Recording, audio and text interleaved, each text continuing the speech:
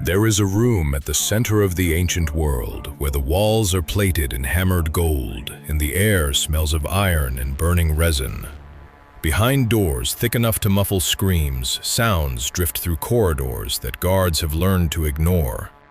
This is the private residence of the Achaemenid dynasty, where the man who declared himself ruler of all kings and the woman who slept beside him treated human beings the way a bored child treats something fragile, something to hold, to bend, and to discard when the novelty dies. History handed Xerxes a clean reputation: conqueror, God-touched.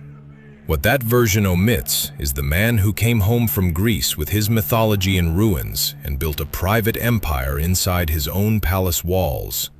What it omits is his queen, Amestris, who understood that the most devastating weapon available to her was not poison or a blade, but the deliberate, surgical destruction of another person's humanity.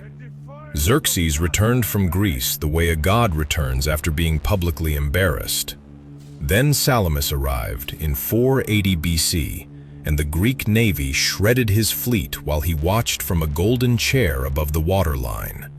The man who left Persia as a living god returned as something far more dangerous, a humiliated sovereign with unlimited authority and nowhere to aim it.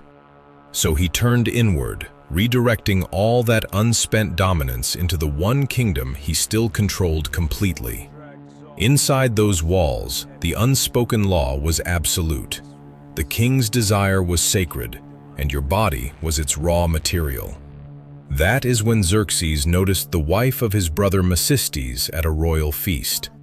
Herodotus never records her name. That silence is its own kind of statement. What separated her from everyone else was composure.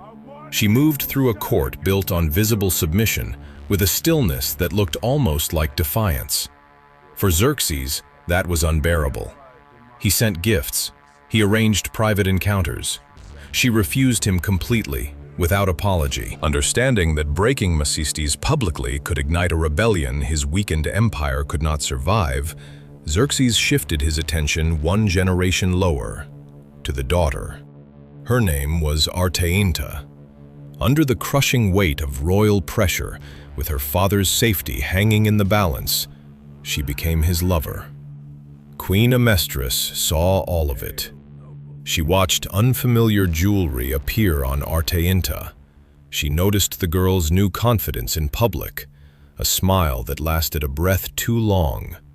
She became convinced that Mesistes' wife had deliberately positioned her own daughter inside the king's bed as a calculated strike against the queen's position. Once Amestris accepted that version, her target was fixed. Meanwhile, Xerxes swore an oath to give Arteinta anything she desired. He expected something manageable. Instead, she asked for the robe of Queen Amestris, a garment the queen had woven with her own hands, a declaration of her centrality to the empire. Xerxes begged her to choose something else. He offered cities. He offered treasure. She held him to his oath.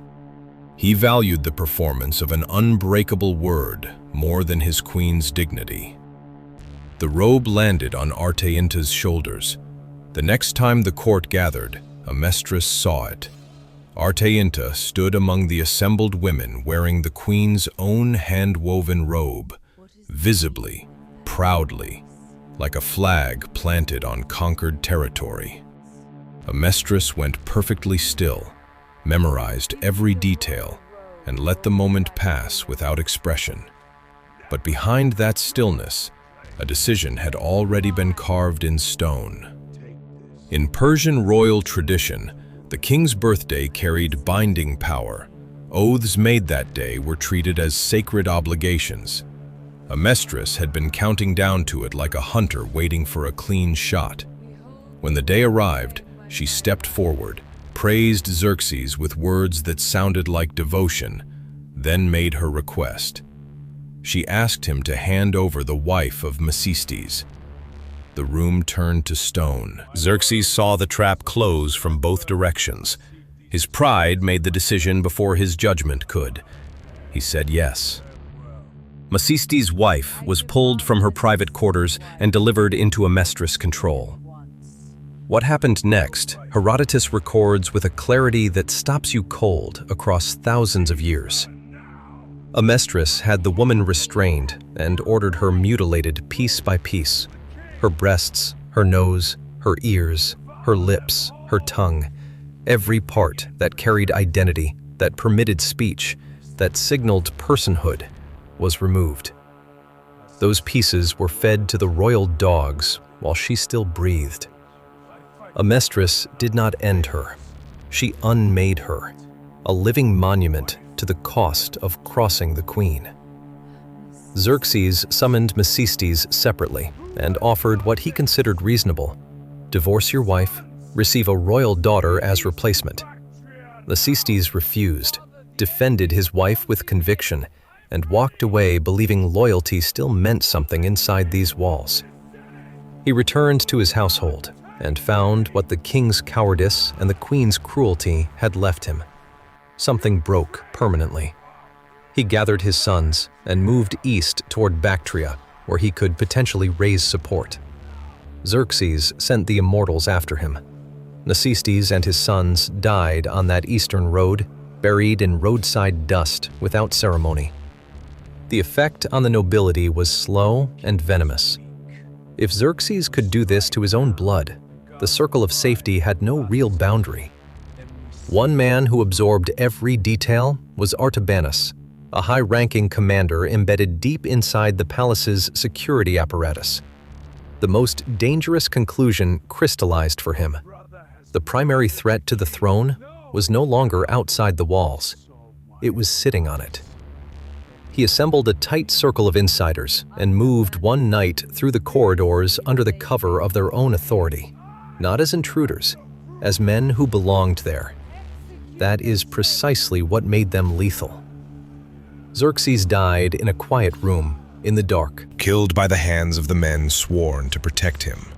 Artabanus then told the younger prince, Artaxerxes, that his elder brother Darius had murdered their father. Artaxerxes believed him. Darius was cut down before he could claim the crown. Artabanus positioned himself directly behind the new king's throne, but there was one mind he had failed to account for. Amestris had lost her husband and a son. She was not finished. She listened, measured silences, and watched who shifted their behavior when certain names were spoken.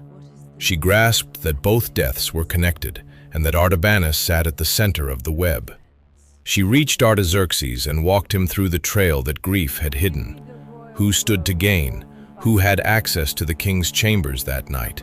Who appeared immediately afterward with perfectly prepared answers?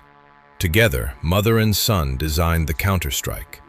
Artabanus walked into the throne room believing he still held the narrative and stepped into an ambush. The signal came from the throne. He was seized. He and his male relatives were executed. The palace absorbed one final purge and went still.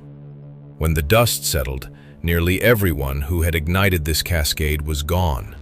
Macestes dead on a desert road, his sons beside him, his wife stripped of everything that made her recognizable as a person.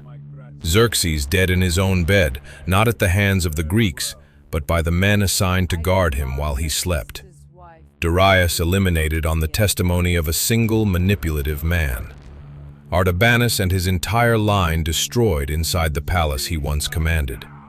Who remained standing? Amestris, still feared, still unpunished, still projecting power from behind her son's throne. The mutilated, the executed, the betrayed, none of them have a voice left. She does.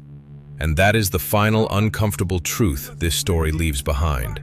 In a court built entirely on terror, the last one standing is never the most righteous.